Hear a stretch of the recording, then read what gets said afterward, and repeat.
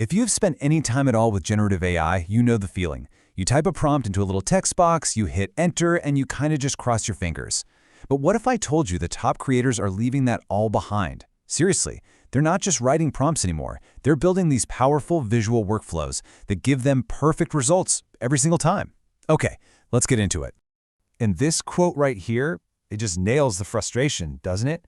You felt this. You have this brilliant, clear idea in your head, but getting the AI to actually create it feels like, yeah, a slot machine. You just keep pulling the lever, hoping for a jackpot you have absolutely no control over. It's a game of chance when it should be an act of creation.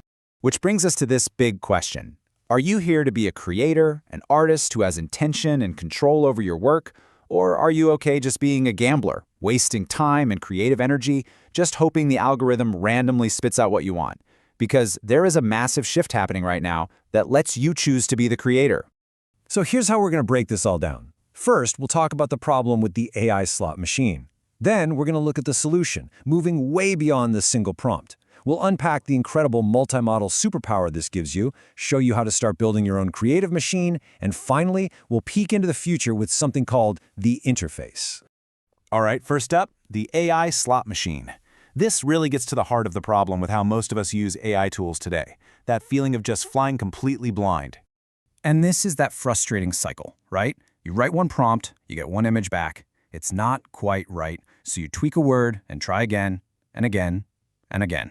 You have zero granular control over specific things like the style or the lighting, and because of that, achieving any kind of brand consistency is basically impossible. You burn all your best creative energy on what's essentially just plumbing instead of the actual art. So what's the fix? Well, we have to go beyond the single prompt. We need to step into this whole new world, the node-based paradigm shift.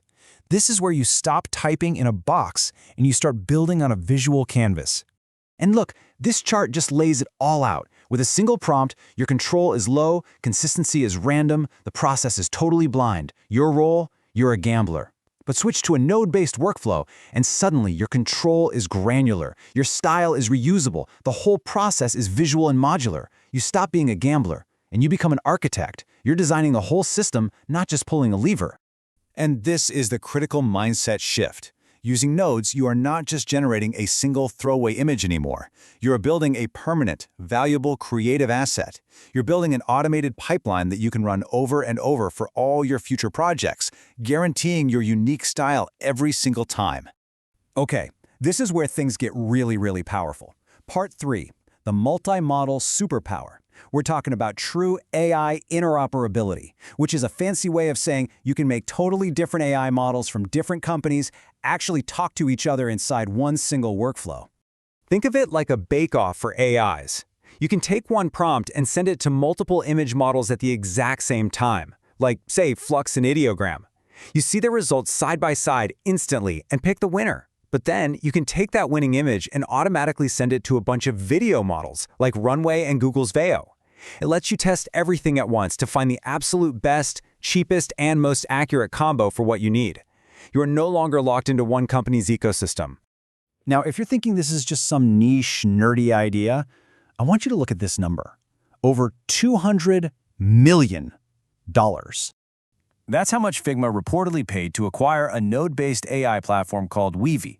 And when a design giant like Figma makes a move like that, it's not a small signal. It's a massive flag in the ground.